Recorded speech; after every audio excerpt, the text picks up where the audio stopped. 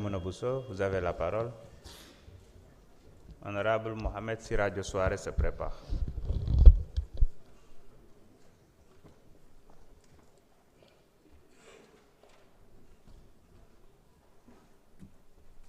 Merci, Monsieur le Président. Bonjour, chers collègues. Monsieur le ministre, je vous salue ainsi que vos collaborateurs. Monsieur le ministre, je tiens quand même à la question de l'honorable Mohamed Sall. Et je crois qu'il sera quand même important que vous nous clarifiez ces extensions, parce que vous savez, l'esprit de la loi est important.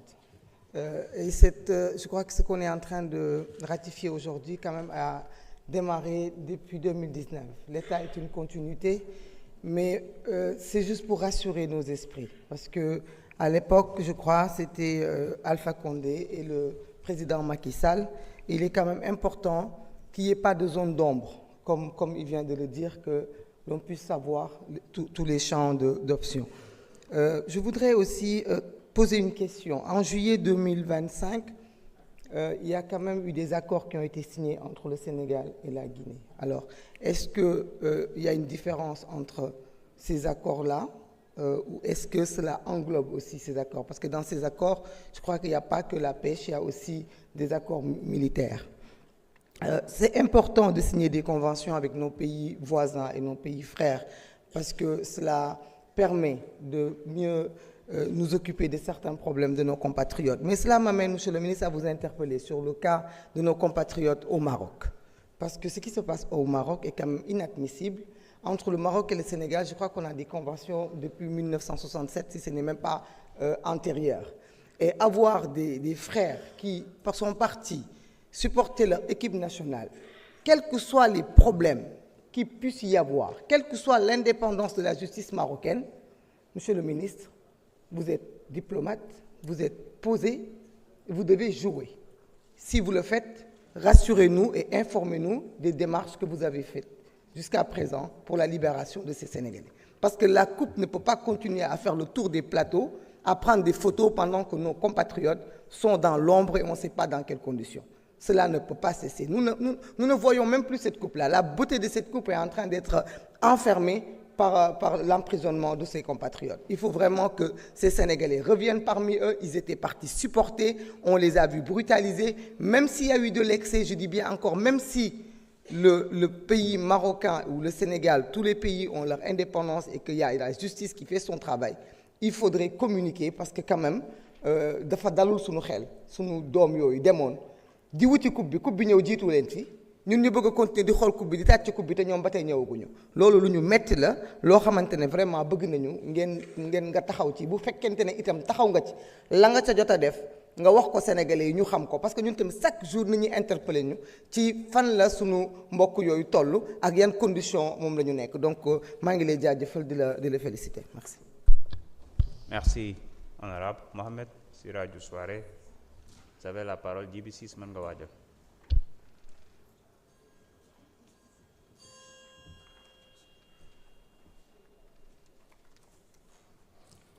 Bismillah. Président, merci beaucoup. Monsieur le ministre, nuyu naa la. Tout d'abord, ma lay remercier, monsieur le ministre, de disponibilité.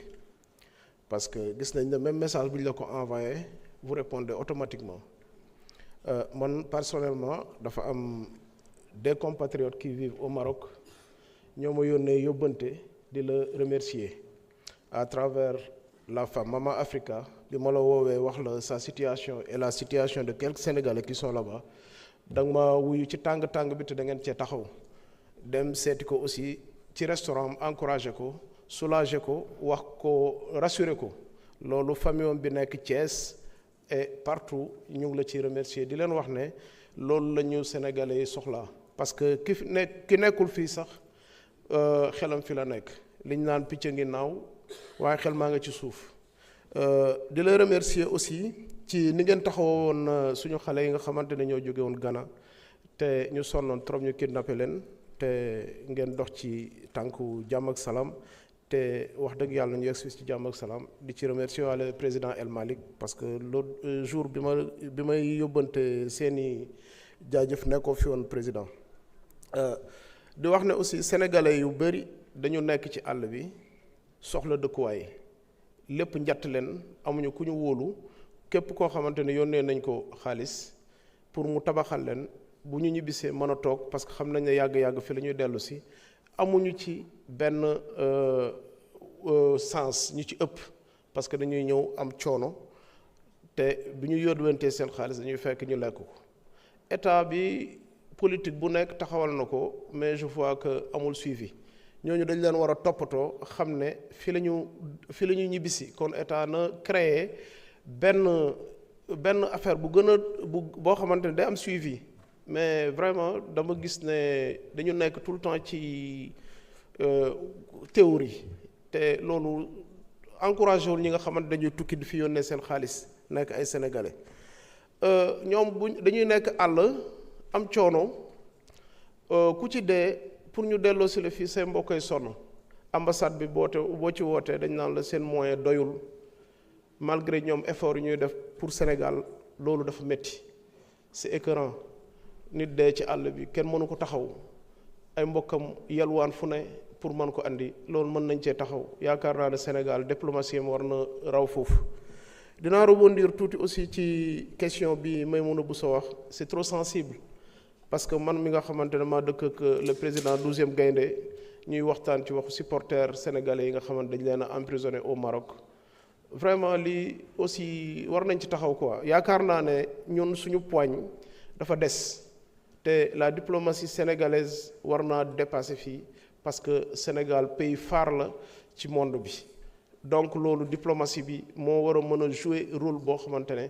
sénégalais fu mu nekk war na am assurance ne dëkkam mu ngi koy taxaw malgré vous faites des efforts mais duñ leen bàyyi mukk dañ leen di wax rek waaw góor te di leen ñaaxaat pour ngeen dolli li ngeen doon def pour sénégalais nekk à l'aise voilà di waxte aussi ñi nga xamante ne dañ leen a emprisonné ñu nekk dans des conditions vraiment difficiles ci pays maghrébins yi ak ci quelques pays africains yi war nañ leen a saytu woo consul yi et puis ñi nga xamante ne seeni passeport dafa expiré nekk ci dëkk yi jooy nañ ba sonn mënuñu am passeport mënuñu ko renouveler lépp jafe na leen carte d'identité sax pour ñu am ko dañuy sonn loolu moom laa la doon wax di la wax ne nag jërëjëf yéen a ngi def des efforts mais il faut ngeen yokk ko xam ne sénégalais yi il compte sur l'état du Sénégal te actuellement changement bi ñuy waxuma la sax ñun ñu fi dëkk mais ñëpp a ko war a gis ñëpp a ko war a sentir te loolu ça commence d'abord par ñi nga xamante ne dëkkuñu fi nga xamante ne ils sont mieux informés que nous te nekk à l'extérieur nga xamante ne tey projet Pastef bu ñu ko taxawalee ba mu taxaw ñoom dañ cee jouer benn rôle bu am importance parce que ñoom ñoo tukki xam li xew ba mën a li ñu jëmmal ñoom ñu mën cee adhérer pour tey ñu accéder au pouvoir je vous remercie monsieur le ministre merci beaucoup. Merci beaucoup honorable. La parole est à l'honorable député Djibi Ciss. Guy Marius Sagna se prépare.